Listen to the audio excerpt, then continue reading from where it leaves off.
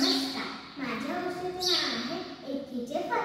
एक जंगल होते. त्याने एका मोठ्या झाडात एका छोट्याशी चिमणीचे घर होते. त्या घरात तिची अंडी होती. ती राखून राहिली. एक दिवस एक मोठा हत्ती त्या झाडापाशी आला. तो गरमीने हैराण झाला होता.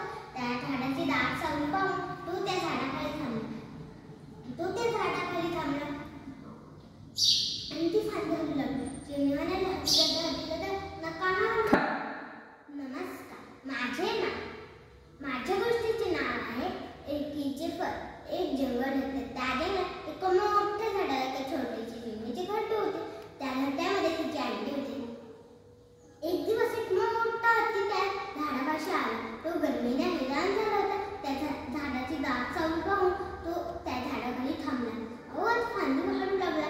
चिमणी म्हणाली, हत्ती दादा नका ना आणू फांदी, माझं घरटे आहे. हत्ती म्हणतो, मला ते काही माहित नाही. ही फांदी हलवल्यामुळे मला थंडगार वारा मिळतो, त्यामुळे मी असेच करणार. हत्ती जोरात फांदी हलू लागला. शेवटी ती फांदी पडली. चिमणी रडू लागली.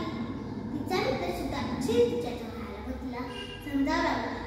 चिमणी म्हटली, जर तू माझा खरा मित्र असशील तर त्या दुष्ट हत्तीला मारायचा उपाय सांग. सुतार पक्षी म्हणतो, माझे मित्र एक मधमाशी आहे, आपण तिच्याकडे जाऊ. ते दोघे मधमाशी करतात. मधमाशी म्हणते, माझा मित्र बेडूक आहे, आपण त्याच्याकडे जाऊ. बेडूक म्हणतो, त्याला हत्तीला गर्व झाला आहे, आपण मारायचा उपाय करू.